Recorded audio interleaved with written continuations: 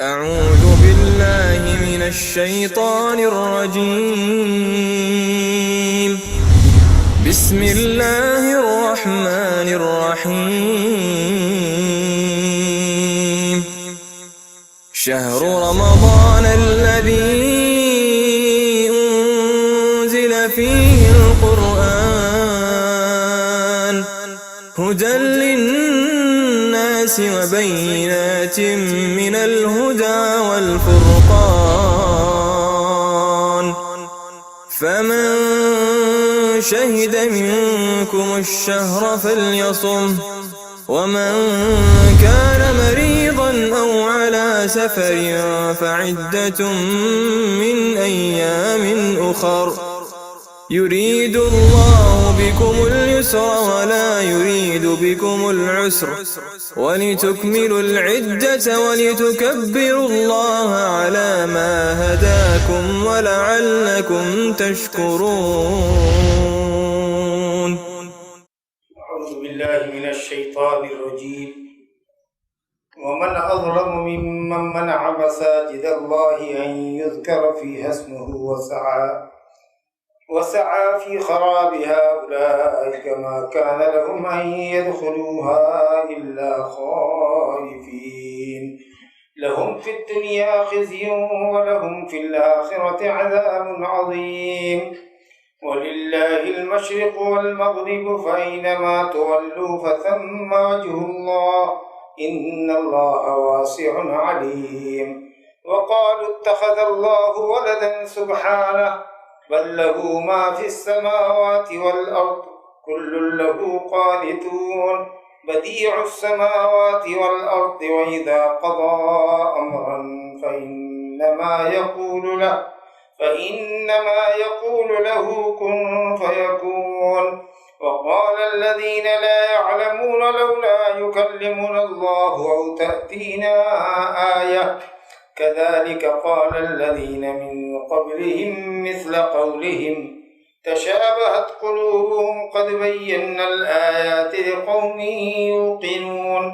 إنا أرسلناك بالحق بشيرا ونذيرا ولا تسأل عن أصحاب الجحيم. ولن ترضى عنك اليهود ولا النصارى حتى تتبع ملتهم، قل إن هدى الله هو الهدى، ولئن اتبعت أهواءهم بعد الذي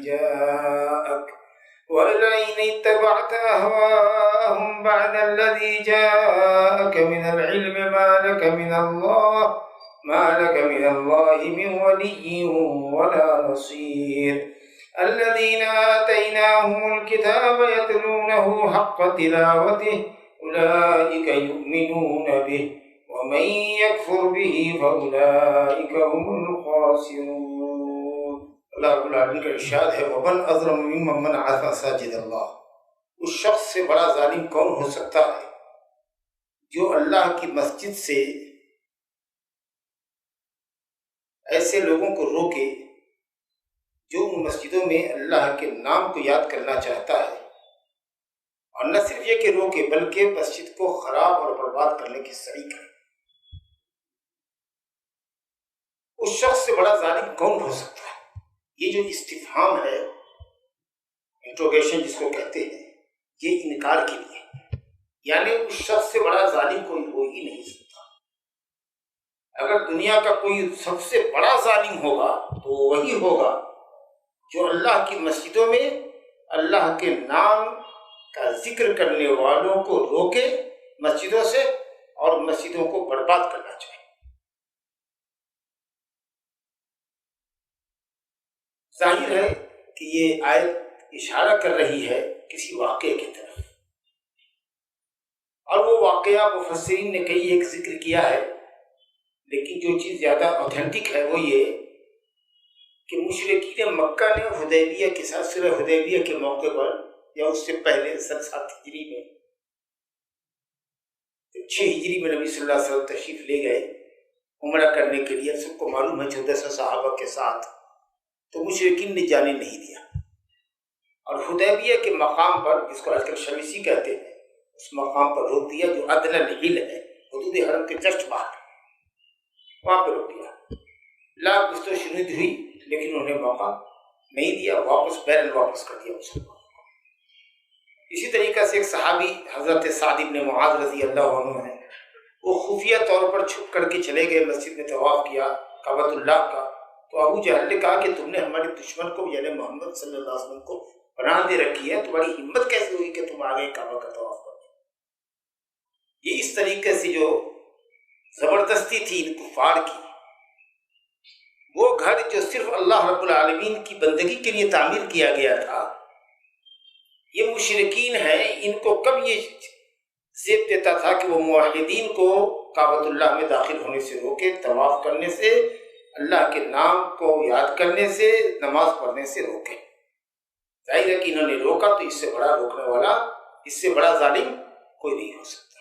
کئی مقام پر اللہ تعالیٰ نے اس طرح کا انداز اختیار کیا، وَمَنْ أَظْلَمُ مِمَّنِ افْتَرَىٰ عَلَى اللَّهِ كَذِبًا، اس سے بڑا ظالم کون ہوگا جو اللہ پر جھوٹ گڑے؟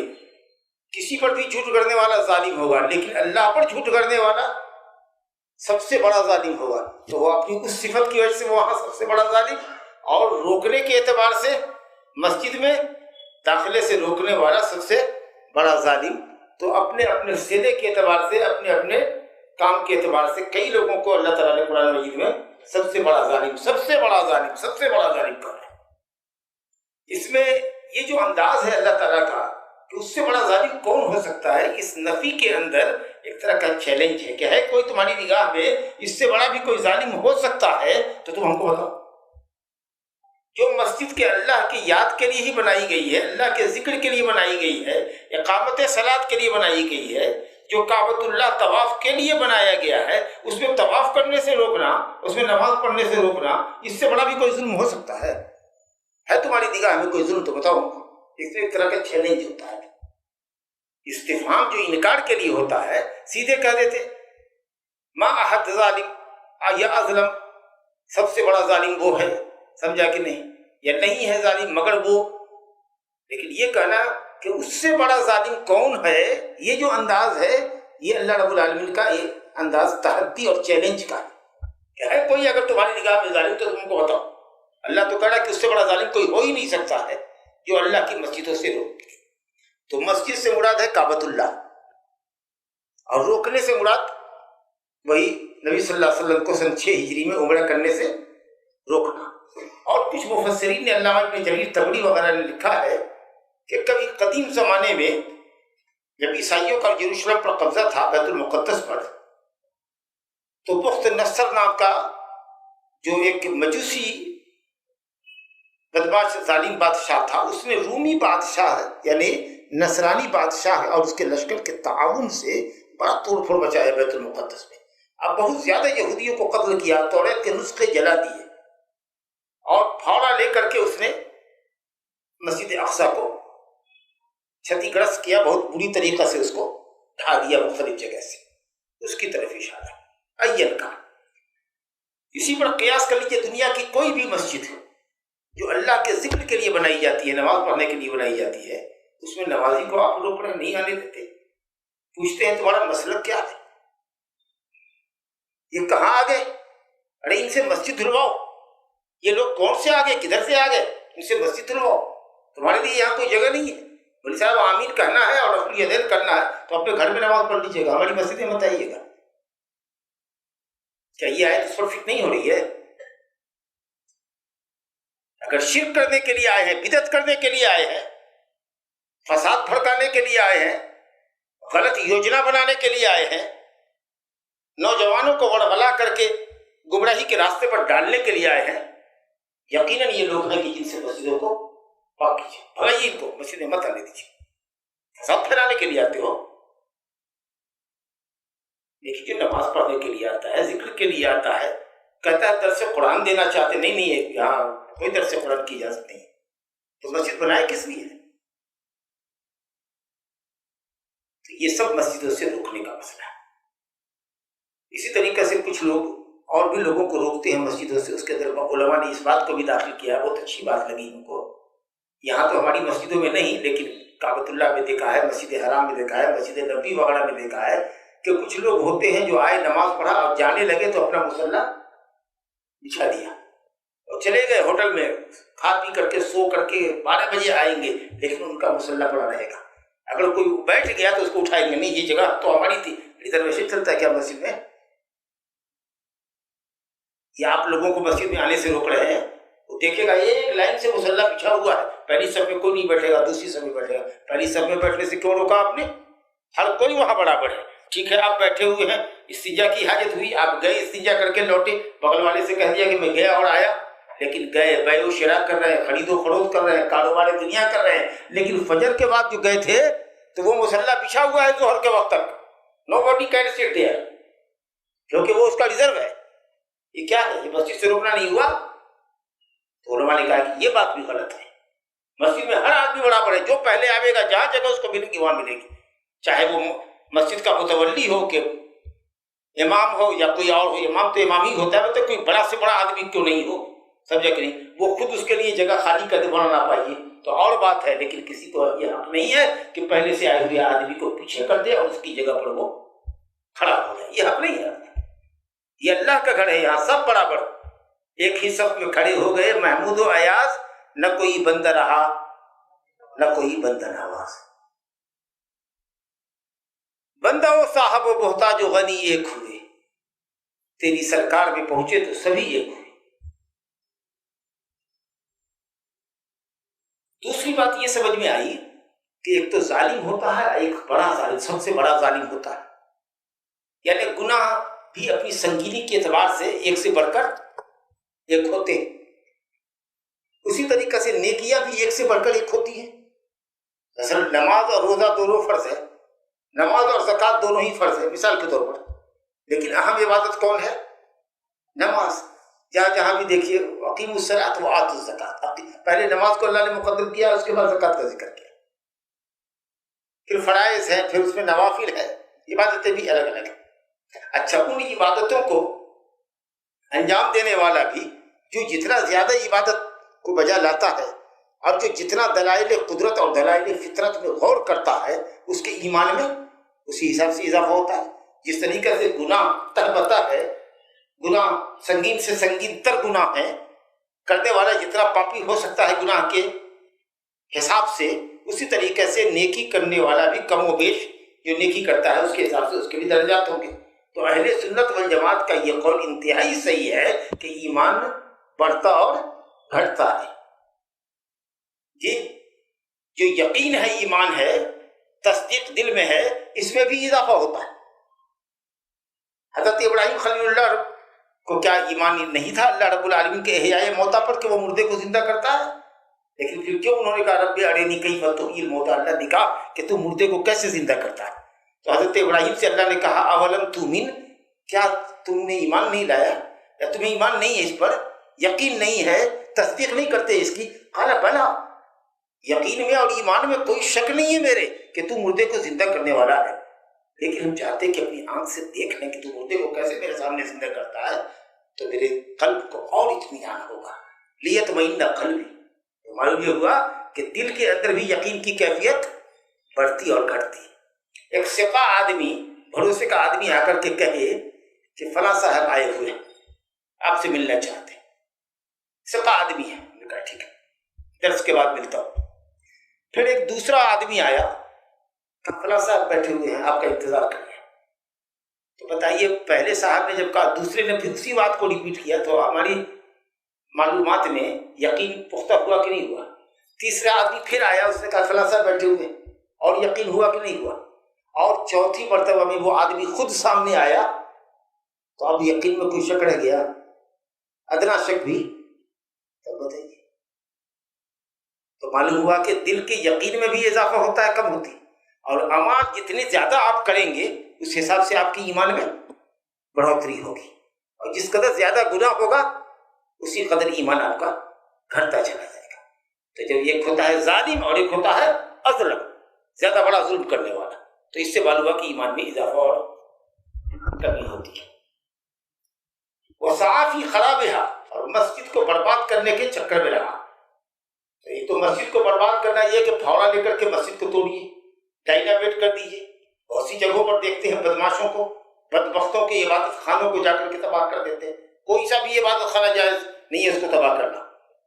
नसारा के गिरजा घरों में बम ब्लास्ट करना जायज नहीं, इस्लाम ने जायज नहीं करार दिया। मस्जिदों को बर्बाद करना जायज नहीं करार दिया। इस्लाम की अदालत है। दुश्मन के इबादत खानों को, माबदों को भी गिराना नहीं चाहिए।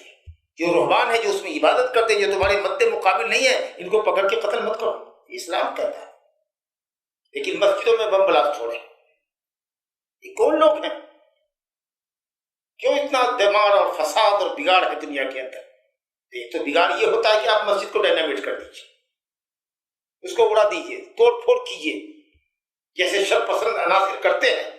मस्जिद में शटर तोड़ दिया, मस्जिद की दीवार तोड़ दिया, मस्जिद का गुंबद तोड़ दिया, समझा कि नहीं? चढ़ गए, फौड़ा मार मार करके मस्जिद को तोड़ दिया, और सीना पीट करके कहने वाले कहते हैं या कहने वाली कहती है कि हाँ, मैं भी उन लोगों में से था या थी जिसने मस्जिद को तोड़ा था।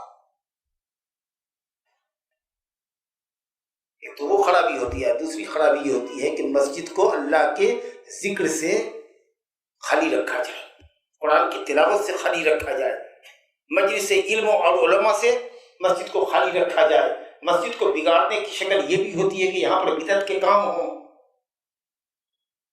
शिरकी अमाल अंजाम दिए जाएं, फसाद की बातें की जाए। एक तो ये ज़ाहिरी बिगाड़ हुआ मस्जिद का, तोड़ना फोड़ना।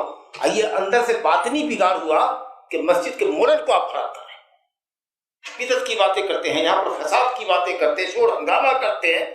मस्जिद में आते हैं तो गाली गलौज करते हैं, धक्का मुक्की करते हैं, या बिदअती आता है तो बिदअत के काम करता है वगैरह सारी। तो यहाँ जो मुशरिकीन मक्का ने मस्जिद से रोका, मसाजिद अल्लाह से, और उसके बिगाड़ की कोशिश की। यहाँ पर बिगाड़ कौन सा था? इबादत न करने देना, काबतुल्लाह के अंदर तवाफ न करने देना, ये उनकी जानिब से मस्जिद को बिगाड़ने की कैफियत थी। अगर आप लोगों को आने नहीं देंगे, नमाज पढ़ने नहीं देंगे, मस्जिद को आबाद कौन करेगा? मस्जिद वीरान हो जाएगी, खराब हो जाएगी।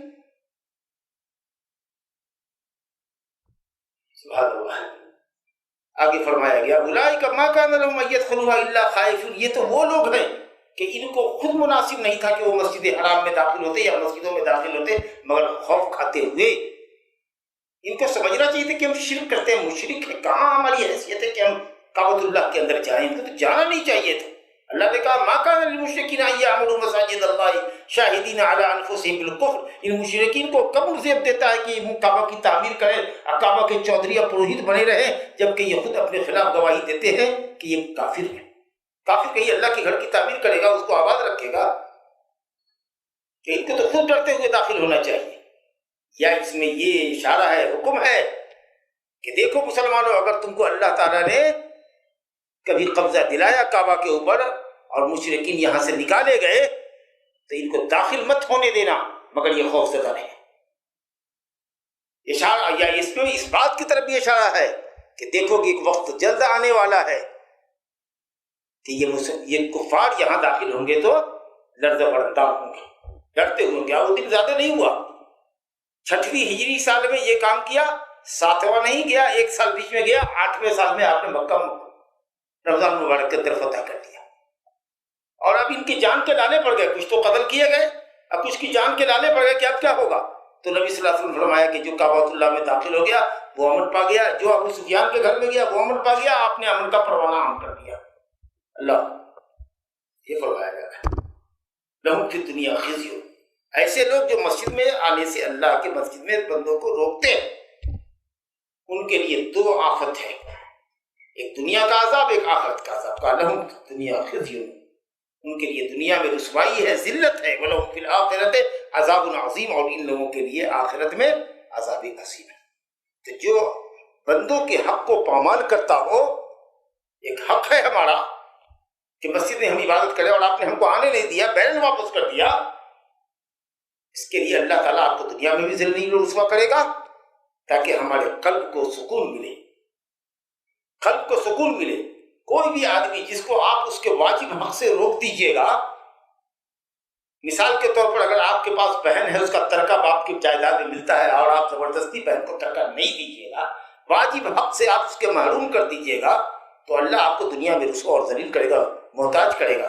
مبتلا مصیبت کرے گا، تاکہ جس وارث کا حصہ آپ نے مارا ہے اس کے دل کو اطمینان ہو کہ دیکھو اس ظالم نے ہمارا حق مارا تھا، اللہ نے میری طرف سے اسی انتقام لے لیا، تو اس کو اطمینان ہوگا، اس کو خوشی ہوگی۔ تو اللہ تعالیٰ مظلوم کو خوش کرنے کے لیے ظالم کو دنیا میں سزا دیتا ہے، تاکہ مظلوم کو تشفی ہو، اس کو سکون ملے، اور آخرت میں تو جو طرح کا عذاب ہے وہ تو ہے ہی۔ اس لیے حقوق اللہ کے مقابلے میں حقوق العباد کا خاص خیال رکھنا چاہیے۔ اللہ چاہے گا تو اپنے حق کو معاف کر دے گا، وَيَعْفُو عَنْ كَثِيرٍ، بہت سے لوگوں سے معاف کر دیتا، اور اگر چاہے گا تو پکڑے گا۔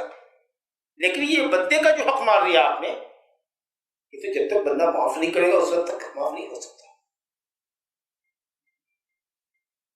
اچھا، ایک چیز اور اس میں غور کیجیے، مساجد اللہ، مسجد کی نسبت اللہ کی طرف کی گئی، کیوں؟ اس لیے کہ مسجد اللہ کے نام کے لیے، اللہ کے ذکر کے لیے، نماز کے لیے، تلاوت کے لیے بنائی جاتی ہے۔ مسجد کی اضافت اللہ کی طرف کرنا، یہ اضافت تشریفی ہے، مسجد کے احترام کو بلند کرنے کے لیے کہا گیا اللہ کی مسجد، اور اس لیے آیا ہے کہ المساجد بیوت اللہ، یہ اللہ کا دنیا میں گھر ہے۔ اچھا، جب اس کی نسبت اللہ کی طرف ہوئی، اللہ عظیم کی طرف جب نسبت ہوئی، تو عظیم شے کی ہی نسبت اللہ عظیم کی طرف ہوتی ہے۔ کہ دنیا کے تمام گھروں میں سب سے زیادہ پاکیزہ جو گھر ہونا چاہیے، سب سے زیادہ صاف ستھرا جو گھر ہونا چاہیے، سب سے زیادہ جو اس کو کہتے ہیں ہم لوگ انوائرمنٹ، ماحول جہاں اچھا ہو، پاکیزہ ہو، عبادت کرنے میں جی لگے، وہ مسجد کا ہونا چاہیے۔ باتھ روم وغیرہ نیٹ کلین ہونا چاہیے، یا مسجد سے ایک الگ حصے میں ہونا چاہیے، یا اگر ہوتا ہے تو اس کی پوری صفائی کا لحاظ ہونا چاہیے، مسجد کے مصلی وغیرہ صاف ہونے چاہیے، تاکہ عبادت کرنے والے کو جی لگے، کیونکہ یہ عظیم جگہ ہے مساجد اللہ۔ اچھا، مسجد میں اللہ کے نام کو ذکر کیا جائے، ذکر میں نام آنا چاہیے، ذکر میں نام آنا چاہیے، لا الہ الا اللہ، سبحان اللہ، الحمدللہ، الملک القدوس، اللہ کے نام سے ذکر ہونی چاہیے، یہ ہے ذکر۔ لیکن سب سے بڑا ذکر گمراہ صوفیوں کے یہاں نام نہیں ہے، ہو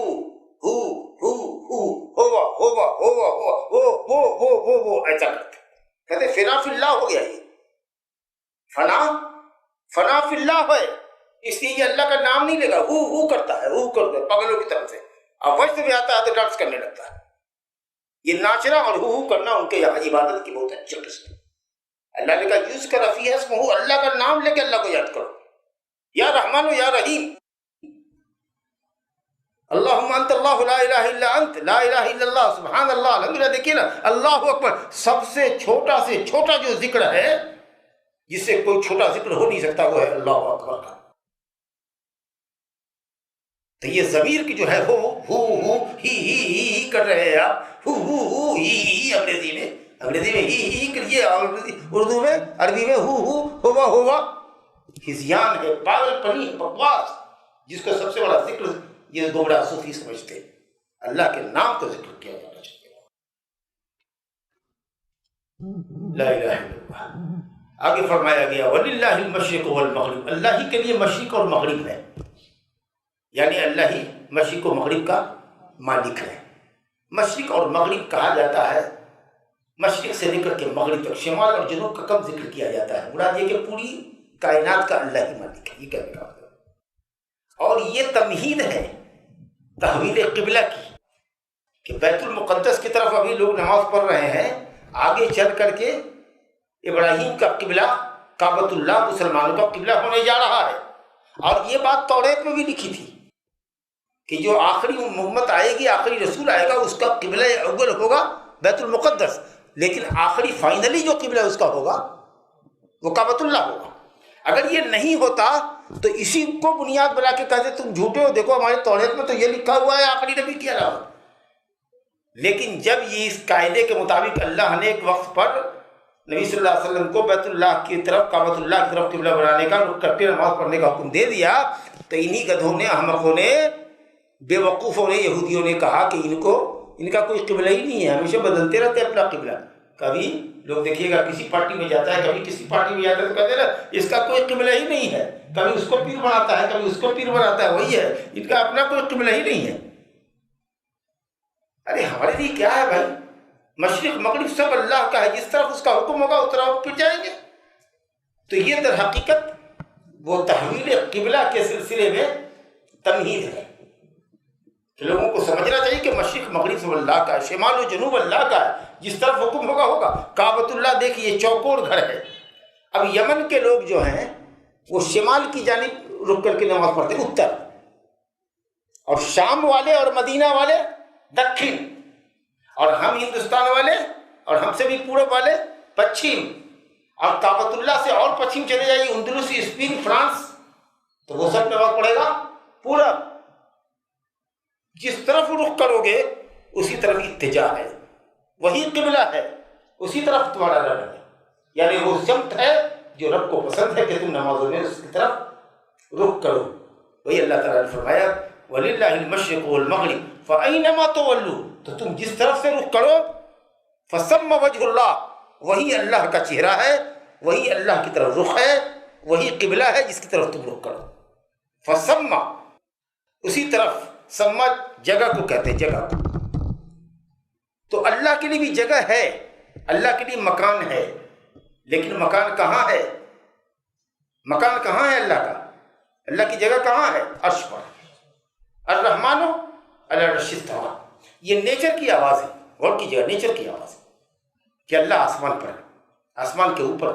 ایک بکری چرانے والی لونڈی سے پوچھا نبی صلی اللہ علیہ وسلم نے، جس کو اس کے مالک نے ایک بکری گم کر دینے کی سزا میں ایک تماچا مارا، اور پھر اس کو احساس ہوا کہ ہم نے ظلم کیا، گم ہو گئی بکریوں میں سے ایک بکری، تو کیوں اس جوان لڑکی کو میں نے اس طرح مارا؟ چاہ کے آزاد کرتے۔ نبی صلی اللہ علیہ وسلم کی خدمت میں آئے اور کہا کہ اصل میں ایسا چاہتا ہوں۔ آپ نے کہا پہلے لڑکی کو بلا کے لاؤ، دیکھتے ہیں کہ کافرہ ہے کہ مومنہ، مومنہ ہے تو آزاد کرنے میں فائدہ ہے۔ تو پوچھا کہ اے جاریہ این اللہ، یہ لونڈی، یہ لڑکی کہاں ہے اللہ؟ تو کہا فی السماء، جی فی السماء۔ اب بڑے بڑے چغادری حلولی فرقہ والے، اتحادی حلولی، اللہ تعالیٰ ہر کے اندر سمایا ہوا ہے، اللہ ہر جگہ موجود ہے، اس کو اللہ رب العالمین نے اپنے گھر سے لے کر کے بیت الخلاء میں بھی نظر آتا ہے، اللہ ہر جگہ موجود ہے۔ استغفر اللہ العظیم۔ وہ لونڈی جاہلہ لونڈی بکری چرانے والی کری کہ اللہ آسمان کے اوپر، اور آپ وحدت الوجود کے قائل حلولی والے، اللہ تعالیٰ حلول کیا ہوا ہے، گزا ہوا ہے، ہر جگہ موجود ہے۔ وہ اپنے علم سے ہر جگہ موجود ہے، لیکن اس کی ذات عرش معلیٰ کے اوپر ہے، جو ساتوں آسمان کے اوپر ہے۔ یہی عقل کہتی ہے، یہی فطرت کہتی ہے، دلائل تو کہتے ہی ہیں قرآن حدیث کے۔ اور جو لوگ اللہ تعالیٰ کے لیے صفات کا انکار کرتے ہیں، وہ کہتے ہیں کہ اللہ کہیں نہیں ہے۔ کہاں ہے بھائی؟ وہ کہتا کہیں نہیں ہے، نہ داخل عالم ہے، نہ خارج عالم ہے، نہ فوق العالم ہے، نہ تحت العالم ہے، نہ یمین العالم ہے، نہ شمیل العالم، نہ دنیا میں ہے، نہ دنیا کے باہر ہے، نہ دنیا کے اوپر ہے، عالم کے اوپر ہے، نہ عالم کے نیچے ہے، نہ دائیں ہے، نہ بائیں، تو کہاں ہے؟ اس کا مطلب کہ اللہ تعالیٰ موجود نہیں ہے۔ اگر کسی کو کہا جائے کہ کسی معدوم شے کی تعریف کیجیے، ایسی چیز جو دنیا میں نہیں پائی جاتی ہے اس کی تعریف کیجیے، تو آپ یہی کہیے گا کہ جو دنیا کے نہ اندر ہو، نہ فضا میں ہو، نہ اوپر ہو، نہ نیچے ہو، نہ دائیں ہو، نہ بائیں ہو، پوری دنیا کھنگال ڈالو وہ چیز ملے ہی نہیں، تو آپ اس کو کیا کہیے گا؟ عدم، معدوم شے ہے ہی نہیں موجود۔ تو ایک فرقہ یہ کہتا ہے فلسفیوں کا کہ اللہ رب العالمین کہیں بھی نہیں، اس کے لیے کسی جگہ کی ضرورت ہی نہیں ہے، بھئی تو کہاں ہے؟ مطلب معدوم ہے، نہیں ہے۔ اور ایک طرف گمراہ فرقہ صوفیوں کا یہ کہتا ہے، اتحادیوں کا، حلولی کا، وہ کہتا ہے کہ اللہ تعالیٰ ہر جگہ موجود ہے۔ اور جو صحیح العقیدہ مسلمان ہیں، اہل سنت والجماعت، وہ کہتے ہیں اللہ تعالیٰ عرش کے اوپر، اس کی ذات عرش کے اوپر، لیکن اس کا علم، اس کی سماعت، اس کی بصارت کائنات کی ہر چیزوں کو دیکھ رہی ہے، ہر چیز کو دیکھ رہی ہے، ہر چیز کو سن رہی ہے، ہر چیز اس کے احاطے میں ہے۔ ان اللہ واسع علیم، اللہ تعالیٰ واسع ہے، بڑا کشادہ ہے، مغفرت میں بھی واسع المغفرت ہے، واسع العفو والمغفرت ہے، واسع العطا ہے، واسع الجود و سخا ہے، واسع الرحمہ ہے، واسع العلم والقدرت ہے، یعنی اپرمپار جس کو کہیے، اس کی قدرت بے انتہا، لا متناہی قدرت والا، نہ ختم ہونے والی قدرت، جی واسع علیم. وقالوا اتخذ اللہ ولدا، اور ان لوگوں نے کہا کہ اللہ نے اولاد مقرر کی ہے. کن لوگوں نے کہا؟ یہودیوں نے، عیسائیوں نے، مکہ کے مشرکین نے. یہودیوں نے کہا کہ عزیر ابن اللہ ہے، وقالت الیہود عزیر ابن اللہ، وقالت النصارى المسیح ابن اللہ، مسیح اللہ کے بیٹے. اور مشرکین مکہ نے فرشتوں کو اللہ کی بیٹی کہا. وجعلوا للہ البنات، وجعلوا للہ البنات، اللہ کے لیے بیٹیاں مقرر کیا. سمجھیں گے؟ کہا فرشتے اللہ کی بیٹیاں. اللہ کہتا ہے، رد کرتا ہے، دیکھیے کہتا ہے سبحانہ، وہ ہر عیب و نقص سے پاک ہے. اس کا مطلب یہ ہوا کہ اللہ کے لیے اولاد ثابت کرنا اللہ تعالیٰ کو عیب لگانا. اولاد کی ضرورت ہوتی ہے اس انسان کو جو محتاج ہو، مجبور ہو، کمزور ہو، جس کو تعاون کی مدد کی ضرورت ہو، جس کو اپنے بعد اپنے خاندان کا نام روشن کرنا ہو، اپنے خاندان کا نام باقی رکھنا ہو، اس کو اولاد کی ضرورت ہوتی ہے. جو ازل سے لے کر ابد تک ہے، جو ایور گرین ہے، اس کو اولاد کی کیا ضرورت ہے؟ تو یہ دلیل زبردست ہوئی. سبحانہ، تمہارا اولاد ثابت کرنا اللہ کو عیب لگانا. بل لہ ما فی السماوات والارض، بلکہ تو اس کے لیے آسمان اور زمین کی تمام چیزیں، ساری چیز کا مالک وہی ہے، تو وہ بے نیاز ہے. ساری چیز تو اسی کی ملکیت میں، اس کو اولاد کی کیا ضرورت ہے؟ دو بات ہوئی. اور فرمایا کل لہ قانتون، تمام کی تمام مخلوق سب اللہ کے سامنے سرنگوں ہے. انسانوں اور جنوں کے اندر نافرمان ہوں گے، لیکن انسان اور جنوں کے علاوہ جتنی چیزیں ہیں دنیا میں، وَإِن مِّن شَيْءٍ إِلَّا يُسَبِّحُ بِحَمْدِهِ، سب اللہ کی پاکیزگی بڑائی بیان کرتی. پہاڑ، درخت، سمندر، پرندے چرندے جتنے ہیں، وہ سب کے سب اللہ تعالیٰ کی اطاعت گزار، عبادت گزار. جی تو سب غلام ہیں اللہ کی، ذلیل ہیں، ذلت اور فروتنی اختیار کرنے والے ہیں. اور جو اللہ کا بیٹا ہوگا نعوذ باللہ، وہ اس کا غلام کیسے ہوگا؟ کل لہ قانتون، پوری کائنات اس کی غلام ہے. بیٹا باپ کا غلام کیسے ہوتا؟ تو نہیں ہوگا. اچھا، بیٹا باپ کے مماثل ہوتا ہے، باپ کے جیسا ہوتا ہے.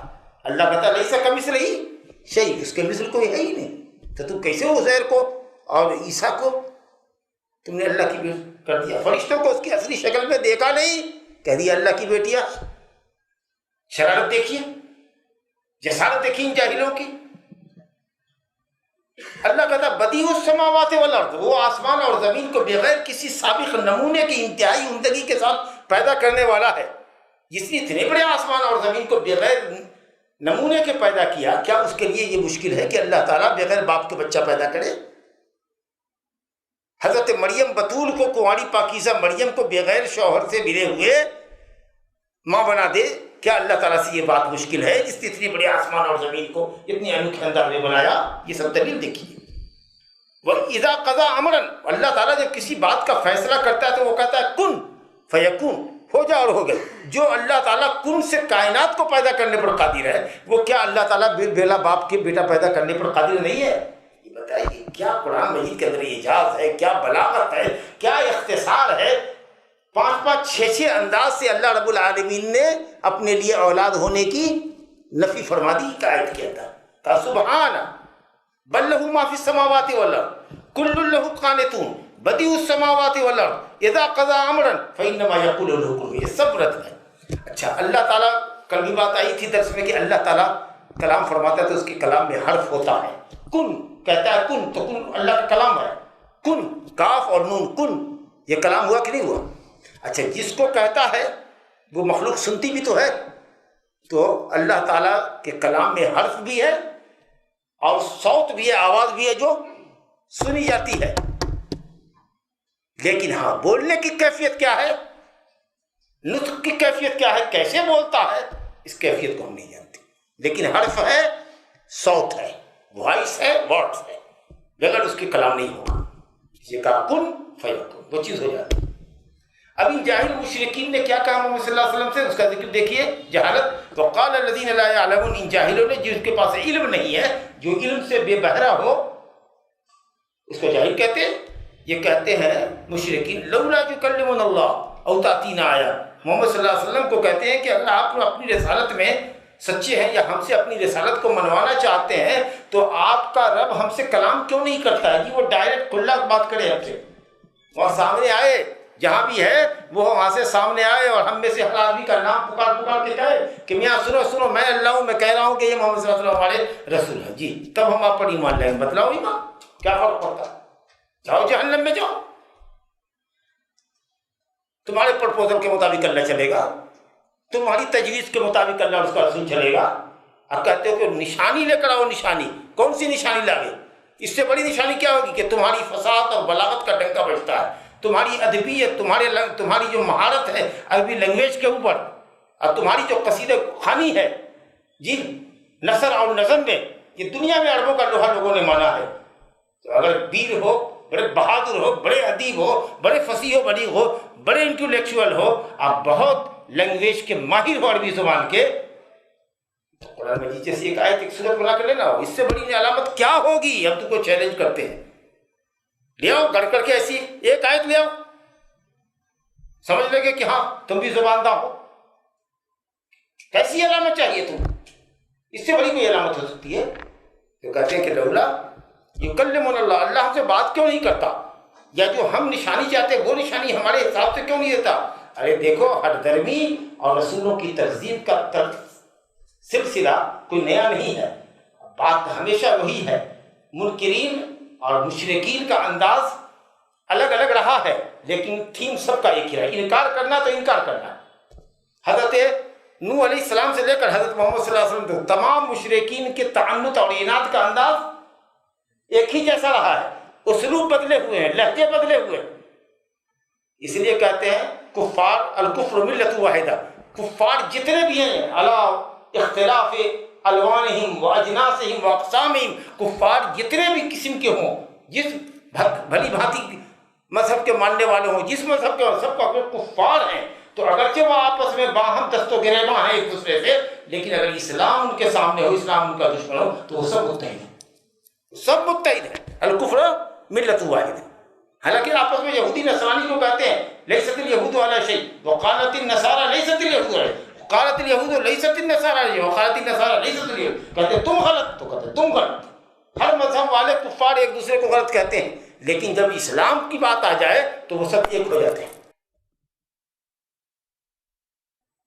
كذلك ما أتى الذين من قبلهم من رسول إلا قالوا ساحر أو مجنون، جب بھی کوئی رسول آیا تھا واسطے میں لگتا ہے سب نے پیکٹ کر لیا ہے مشرکین نے، حضرت آدم علیہ السلام سے حضرت نوح علیہ السلام سے لے کر حضرت محمد صلی اللہ علیہ وسلم تک کے ہر زمانے کے مشرکین گویا اس بات پر متفق رہے کہ جب بھی کوئی نبی اور رسول آئے گا تو اپن اس کو جادوگر کہیں گے، پاگل کہیں گے، دیوانہ کہیں گے، اس سے ایسے بےہودہ سوالات کریں گے، ان کو عاجز کریں گے، کہیں گے پہاڑ کو، مکے کے پہاڑ کو ریپلیس کر دو، ندیاں بہا دو، باغات بنوا دو، تمہارے گھر سونے کے مہر ہو جائے۔ اللہ چاہے تو کیا نہیں ہو سکتا، لیکن آپ کہتے تھے مالی اور دنیا، مجھ کو دنیا سے کیا لینا دینا، میں تو دنیا میں مسافر کی طریقہ سے آیا۔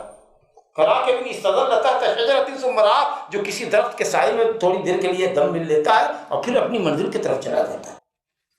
لا الہ الا اللہ۔ کذالک قال الذین من قبلہم، اللہ فرماتا ہے کہ یہ مشرکین جوہلا جو چیز آپ سے کہتے ہیں کہ اللہ ہم سے بات کرے یا ہمارے مطابق نشانی بھیجے، اسی طرح کی باتیں ان سے قبل کے مشرکین نے بھی کہا، انہی کے قول کی طرح تشابہت قلوبہم، ان کے قلب ایک دوسرے کے جیسے ہیں، ایک ہی جیسے ہیں، کفر میں سب برابر ہے، کوئی بھی بدعتی کہیں کا بھی بدعتی ہو وہ اہل توحید کے لیے ویسے ہی دشمن ہے، چاہے ہندوستان کا بدعتی ہو، قبر پرست ہو، کہ افریقہ کا ہو، کہ لندن کا ہو، کہ امریکہ کا ہو، جہاں کا بدعتی ہوگا، قبر پوجا ہوگا، حلولی ہوگا، اتحادی ہوگا، صوفی ہوگا، وہ اہل توحید اہل سنت کا مخالف ہوگا، سب برابر ہوگا، وہ سب ملا ہوا حق کے عناد میں اور اہل حق کی دشمنی میں سب متحد ہیں۔ لا الہ الا اللہ۔ کہا تشابہت قلوبہم، تمام کفار کے دل، تمام بدعتیوں کے دل، تمام مشرکین کے دل لگتے ہیں ایک جیسے۔ قد بینا الآیات لقوم یوقنون، ہم نے یہ آیتیں واضح کر دی ہیں ایمان اور یقین اور عقل رکھنے والوں کے لیے کہ ان حقیقتوں کو سمجھیں۔ اور اللہ تعالیٰ اپنے نبی کو ڈھارس وقت دے رہا ہے کہ آپ کی اتنی کوشش کے باوجود، تگ و دو کے باوجود بھی لوگ اگر اسلام نہیں لاتے، مسلمان نہیں ہوتے، بے جا اعتراض کرتے ہیں، آپ کا کلیجہ چھلنی کرتے ہیں، آج چھلنی ہوتا رہتا ہے، تو اے نبی آپ صبر کیجیے گا، انا ارسلناک بالحق، ہم نے آپ کو حق کے ساتھ رسول بنا کے بھیجا ہے۔ حق کے ساتھ کا مطلب حق کے ساتھ رسول بنایا ہے، مطلب آپ رسول حق ہے، آپ کی رسالت حق ہے، اور جو پیغام ہم نے آپ پر اتارا ہے وہ بھی حق ہے، چاہے تو اس کو مانے نہ مانے، آپ برحق رسول ہیں، اور آپ کی دعوت اور آپ کی شریعت مبنی برحق ہے۔ آپ کو بھیجا کس لیے؟ بشیرا و نذیرا، اہل توحید کو، اہل طاعت کو بشارت دیجیے، دنیا میں سعادت کی بھی، کامیابی کی بھی، اور آخرت میں جنت کی، اور اہل شرک کو، اہل معصیت کو ڈرائیے اللہ کی عذاب سے، رسوائی سے، دنیا کی رسوائی سے بھی اور آخرت کے عذاب سے۔ تو آپ کو ہم نے بھیجا ہے بشارت اور خوف دلانے والا بنا کر۔ گویا اسلام نام ہے اوامر کے بجا لانے کا اور حرام سے رکنے کا، دونوں کے مجموعے کا نام ہے۔ اللہ پر کیا حکمت ہے! اگر صرف اسلام میں اعمال کی بجا آوری ہوتی تو بندے کا امتحان نہیں ہوتا۔ کتنے لوگ ہوتے ہیں جن کے لیے نیکیاں کرنا تو آسان ہے، لیکن ان کو کہیے شرابی ہے، زناکار ہے، اس کو کہیے زنا چھوڑو، کہے گا بڑی صاحب یہی نہیں ہوتا ہے، شراب چھوڑو یہی نہیں ہوتا ہے، سود خور ہے، اس کہے گا یہی نہیں ہوتا ہے، سب جگہ۔ تو اللہ تعالیٰ نے کہا عوامر کو بجا لانا ہے، حکموں کو بجا لانا ہے، اور جن چیزوں کو ہم نے حرام کیا سے باز رہنا ہے، تب تمہارا امتحان ہوگا۔ اگر کہا جاتا صرف گناہوں کو چھوڑو، کچھ کرنے کا نہیں ہے، تو کچھ لوگوں کے لیے گناہ چھوڑنا آسان ہو جاتا۔ کچھ عبادت بدنی اللہ نے فرض کی، کچھ مالی فرض کی۔ پیسے والے کتنے لوگ ہیں، آپ ان سے مانگیے 5 لاکھ روپیہ دے دو، 5 لاکھ دے دے گا، لیکن کہیے گا کہ 5 وقت کی نماز جماعت سے مسجد میں آ کے پڑھو، نہیں، اس کی فرصت نہیں ہوتی۔ 2-3 وقت تو پڑھ لیتے ہیں، لیکن باقی وہ چھوٹ جاتا ہے، اللہ معاف کرنے والا ہے ایسا کرنا۔ اب بتائیے اس کو، تو اللہ نے کہا نہیں، نماز بھی پڑھنا ہے، روزہ بھی رکھنا ہے، دن بھر بھوکا بھی رہنا ہے، محبوب چیزوں کو چھوڑنا ہے، ترک کرنا ہے۔ آپ کا ٹیسٹ کیسے ہوگا؟ تو صرف یہ نہیں ہے کہ صاحب آپ اوامر کو بجا لائیے، حکموں کو بجا لائیے، نیکی کیجیے اور پاپ کو نہ چھوڑیے، یا گناہوں سے باز رہ رہے ہیں لیکن واجبات کو ادا نہیں کر رہے ہیں۔ اسلام نام ہے دونوں چیز کا۔ تو بشیر ہیں آپ کس کے لیے؟ نیکی کرنے والوں کے لیے، اور نذیر ہیں کس کے لیے؟ گناہ سے کا ارتکاب کرنے والوں کے لیے۔ تو اس طریقے سے ٹیسٹ ہوتا ہے۔ وَلَا تُسْأَلُوا عَنْ أَصْحَابِ الْجَحِيمِ، اور جہنمیوں کے بارے میں آپ سے پوچھا نہیں جائے گا۔ یعنی آپ کا کام صرف تبلیغ ہے، ہدایت دینا نہ دینا ہمارے بس میں، ہمارے ہاتھ میں۔ وہ ہدایت نہیں کی راہ قبول نہیں کرتا، جہنم میں جائے گا، تو ہم آپ سے نہیں پوچھیں گے۔ ہم جان رہے ہیں کہ آپ دن کی تبلیغ میں کوئی کمی نہیں کرے، آپ نے اپنی ڈیوٹی ادا کر دی۔ فَإِنَّمَا عَلَيْكَ الْبَلَاغُ وَعَلَيْنَا الْحِسَابُ، آپ کا کام تبلیغ کرنا ہے، حساب لینا ہمارا کام ہے۔ آپ اس بات کے لیے فکر مند نہ ہوں۔ یہ جو جملہ کہا جا رہا ہے، یہ نبی صلی اللہ علیہ وسلم کو اللہ تعالیٰ تسلی دے رہا ہے کہ آپ کا کام صرف تبلیغ ہے، آپ داروغہ نہیں بنائے گئے ہیں، آپ اپنا کام کیجیے۔ کوئی مسلمان ہوتا ہے تو اس کی اپنی بھلائی ہے، نہیں ہوتا ہے اس کی اپنی بھلائی ہے، آپ کا کچھ نہیں ہوگا۔ ہم آپ سے پوچھیں گے بھی نہیں کہ کوئی کیوں گنہگار ہوگا، کوئی ان کو جنت دے گا۔ اب آپ دیکھیے آخری آیت دیکھیے درس کی، تو کہتے ہیں وَلَن تَرْضَىٰ عَنْكَ الْيَهُودُ وَلَا النَّصَارَىٰ۔ یہ دیکھ لیجیے، یہود اور نصارہ کی لابی دیکھیے، ان کی عداوت دیکھیے، ان کی سرکشی دیکھیے۔ محمد صلی اللہ علیہ وسلم بہت حد تک ان کاموں میں جن کاموں سے اللہ نے آپ کو منع نہیں کیا تھا، یہود و نصارہ کی موافقت کیا کرتے تھے، موافقت کیا کرتے تھے تعلیف کے لیے، ان سے قربت بڑھانے کے لیے، کہ یہ لوگ راضی ہو جائیں اور ہم کو بھی سمجھے کہ میں بھی اللہ کا رسول ہوں۔ ہمارے ذریعے بھی موسیٰ اور عیسیٰ کا تذکرہ ہوتا ہے، ہمارے قرآن مجید کے اندر بھی ان کی تعلیمات کا تذکرہ ہوتا ہے۔ جی، اس طریقہ سے قریب چاہتے تھے کہ یہ لوگ ہم سے قریب ہوں، اور اسی لیے ان کے قبلے کی طرف بھی رک کر کے نماز پڑھا۔ لیکن جب دیکھا کہ نہیں، یہ تو اعتراض کرنے لگے، جتنا قریب ہونا چاہتے ہیں، جتنا تعریف کرنا چاہتے ہیں، جتنا مرہم لگاتے ہیں، جتنا پالش کرتے ہیں، اتنا یہ سرکش ہوتا چلا جاتا ہے۔ بلکہ یہ اس فکر میں ہے کہ یہ کوڑا اچھا، یہ ہماری موافقت کریں، وہ نہ ہو کبھی وہ ہمارا ہی خدا قبول کر لے۔ جی، یہ الٹے سوچ رہے ہیں۔ ہم یہ سوچ رہے ہیں کہ صاحب ہم ان کے ساتھ ذرا قربت بڑھا رہے ہیں تاکہ یہ یہود و نصارہ ہم سے قریب ہوں، اور وہ یہ سمجھ رہے ہیں کہ محمد صلی اللہ علیہ وسلم ہم سے قریب ہو رہے ہیں، ہماری تائید کر رہے ہیں، ہمارے قبلے کو اختیار کر رہے ہیں، تو یہ سمجھ رہے ہیں کہ یہ کبھی یہودیت یا عیسائیت کو اختیار کر لیں گے۔ جب یہ بات سمجھ میں آئی تو آپ صلی اللہ علیہ وسلم نے ہر چیز میں مخالفت شروع کر دی۔ کہا کہ یہ داڑھی نہیں رکھتے ہیں، سفید داڑھی، تم داڑھی رکھو، یہود کی مخالفت کرو. یہ جوتے میں نماز نہیں پڑھتے ہیں، تم جوتے میں نماز پڑھو. سمجھا کہ نہیں؟ لیکن مباح ہے، جائز ہے، باہر نماز پڑھو، میدان میں تو جوتے میں پڑھ لو. اب ایسا نہیں کہ قالین پڑھ لے کے جوتا آ جانا. ہاں، ایک طرف ایک چیز مباح ہے، جائز ہے، اور ایک طرف صفائی ستھرائی بھی مسجد کی مطلوب ہے. ہاں، کنگھی کرنے کے اندر کہا کہ کنگھی کرنے میں بھی یہود و نصارہ کی مخالفت کرو. یہ سیدھا بال کو دو طرف کر لیتے ہیں، تم پہلے نیچے کو جھاڑو بال کو آگے کی طرف، پھر بیچ میں کنگھی کرو. یہاں تک آپ نے مخالفت کرنے کا حکم دیا، یہود و نصارہ کی مخالفت. اللہ نے کہہ دیا کہ منہ بھرائی، تھوڑی سی منہ بھرائی کرنے سے یہ ماننے والے نہیں ہیں. یہ یہودی اتنے ضدی ہیں، اتنی ہٹی ہیں کہ یہ کسی کو بھی قبول نہیں کریں گے اس وقت تک جب تک کہ آپ یہودیت قبول نہ کر لیجیے. یہ عیسائی اتنے ضدی ہیں کہ جب تک آپ اپنا دھرم چھوڑ کر کے عیسائی دھرم نہیں قبول کر لیتے اس وقت تک یہ آپ کو اپنا قریب، اپنا دوست نہیں سمجھیں گے.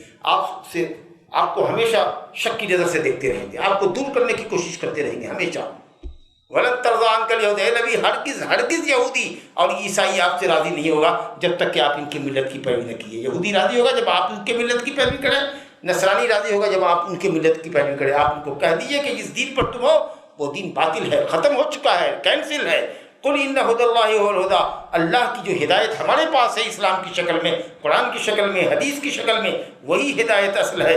اور اللہ فرماتا ہے اپنے نبی سے وَلَئِن اتَّبَعْتَ أَهْوَاءَهُمْ، اگر آپ نے ان کی ہوائے نفس کی پیروی کی، خواہشات نفس کی پیروی کی، بعد اس کے کہ آپ کے پاس حقیقی علم اللہ کی طرف سے قرآن اور حدیث کی شکل میں آ چکا ہے، تو اے نبی آپ کے لیے اللہ کے مقابلے میں یا اللہ کے عذاب سے بچانے والا آپ کا کوئی ولی اور نصیر نہیں ہوگا جو آپ کی حفاظت کرے. ولی کہتے ہیں ایسے شخص کو جو آپ کی حفاظت اور صیانت کا ذمہ لیتا ہو، اور نصیر وہ جو آپ کی مدد کرتا ہو، یعنی تکلیفوں کو آپ سے دور کرتا ہو. اگر آپ نے ان کی پیروی کی، اے اہل توحید، اگر آپ نے اہل شرک کی، اہل بدعت کی منہ بھرائی کی، سن لیجئے، تو اللہ کے عذاب سے، اللہ کے مقابلے میں کوئی آپ کا ولی نہیں ہوگا. تو ہم کو اللہ کو ولی بنانا ہے، اللہ کو مددگار بنانا ہے، یا اپنے جتھے کو بڑھانے کے لیے ہم کو بدعتیوں سے، قبر پرستوں سے، شیعوں سے، فلاں سے اپنے روابط بڑھانا ہے. کس سے رشتہ بنا رہا ہے؟ اللہ سے بنانا ہے. تو اگر کوئی چاہتا ہے کہ اللہ کو ولی بنائے، اپنا کارساز بنائے، اللہ کو مددگار اپنا بنائے، تو اس کو سمجھنا پڑے گا کہ اللہ کی ہدایت کی پیروی کرنی پڑے گی، قرآن اور سنت کی پیروی کرنی ہوگی. قل ان ھدی اللہ ھو الھدی ولئن اتبعت ھواھم، اور اگر ہدایت کی خلاف ورزی کرنے والے ہوا و ہوس کے بندوں کی اگر آپ نے پیروی کی، نبی صلی اللہ علیہ وسلم کے ذریعے پوری امت کو خطاب کیا جا رہا ہے، تو ایسے وقت میں اللہ کہتا ہے کہ اب ایسی صورت میں آپ کا اللہ کے علاوہ کوئی ولی نہیں ہوگا جو آپ کی حفاظت کرے، کوئی مددگار نہیں ہوگا جو آپ سے تکلیف کو دور کرے. الذین آتیناھم الکتاب، جن کو ہم نے کتاب دی ہے، اس کے اندر توریت بھی داخل ہے، انجیل بھی داخل ہے، قرآن بھی داخل ہے. جو لوگ بھی کتاب والے ہیں، صاحب کتاب ہیں، اگر وہ واقعی تلاوت کریں صحیح طور پر تو اس شریعت پر ایمان لائے. اگر ایمانداری کے ساتھ اگر توریت پڑھنے والے توریت پڑھیں اور انصاف کریں، اور انجیل والے انجیل پڑھیں اور انصاف کریں، تو ان کی کتابوں میں لکھا ہے محمد صلی اللہ علیہ وسلم کے متعلق. اب قرآن تو محمد صلی اللہ علیہ وسلم پر اتری ہی ہے، حق کا تلاوت ہی، تلاوت کریں جیسا تلاوت کرنے کا حق ہے. کیسا حق ہے؟ تلاوت کی 3 قسمیں ہوتی ہیں. ایک تلاوت لفظ ہے جس کو قرأت کہتے ہیں، قرآن پڑھنا. یہ ہمارے اکثر لوگ کرتے ہیں، اور مہینے میں کریں نہ کریں رمضان میں کرتے ہیں، الفاظ پڑھتے ہیں. یہ ہوا تلاوت لفظ کی. دوسری تلاوت ہوتی ہے تلاوت معانی، تفسیر، جو ابھی آپ پڑھ رہے ہیں، یہ ہوا تلاوت معنی. تلاوت لفظ ہوا قرآن پڑھنا، الفاظ پڑھنا. تلاوت معنی ہوا قرآن کی تفسیر پڑھنا. ایک ہوتا ہے تلاوت عمل، کہ جو کچھ پڑھا اور سمجھا ہے اس کو پریکٹیکل کرنا. تب جا کر کے جب قرآن کو پڑھیں گے، سمجھیں گے اور عمل کریں گے تو یہ ہوگا تلاوت کا حق ادا کرنا. گویا کہ تلاوت حق بھی ہے اور تلاوت ناقص بھی ہے. جو صرف الفاظ پڑھتا ہے، معنی نہیں سمجھتا، اس کی تلاوت ناقص ہے. جو تلاوت کرتا ہے، معنی بھی سمجھتا ہے، عمل نہیں کرتا، اس کی تلاوت بھی ناقص ہے. کامل تلاوت اس کی ہے جو قرآن پڑھے، اس کو سمجھے، اس پر عمل کرے. تو جو لوگ اس طرح کی تلاوت کرتے ہیں، اولئک یؤمنون بہ، وہ آپ کی رسالت پر، آپ کی نبوت پر، اس قرآن پر ایمان لانے والے ہیں. وَمَن یکفر بہ، اور جو کفر کر دے، انکار کر دے آپ کی شریعت کا، قرآن کا انکار کر دے، تو اللہ کا کیا بگاڑے گا؟ آپ کا کیا بگاڑے گا؟ فَأُولَئِکَ هُمُ الْخَاسِرُونَ، وہی لوگ گھاٹے میں، چاہے دنیا کے اعتبار سے جتنے دھنی بنی ہو، جتنے دولت مند ہو، ساری جہان کی دولت کے اکیلے مالک کیوں نہ ہو، لیکن اگر وہ ایمان قرآن پہ نہیں رکھتے ہیں، آپ کی رسالت پہ ایمان رکھتے ہیں، تو سمجھو پلڑے سے لے کے گھاٹے میں وہ مبتلا ہے۔ اللہ رب العالمین ہمیں اور آپ کو قرآن فہمی کی نعمت سے مالا مال کرے، اللہ تعالیٰ کتاب و سنت پر عمل کرنے کی توفیق عطا فرمائے، اللہ تعالیٰ اسلام کے صحیح عقیدے اور نبی صلی اللہ علیہ وسلم اور صحابہ کے صحیح منہج پر ہمیں اور آپ کو چلائے، اور جو کفریہ مذہب ہے، بدعیہ مسلک ہے، اللہ تعالیٰ ان تمام خرافات سے بچنے کی، اور یہود و نصارہ کے شر سے، فساد سے، مشرکین کے شر و فساد سے اللہ تعالیٰ مسلمانوں کو، امت مسلمہ کو محفوظ رکھے، انہ تعالیٰ سمیع مجیب، وصلی اللہ وسلم وبارک علی نبینا محمد وآلہ وصحبہ اجمعین۔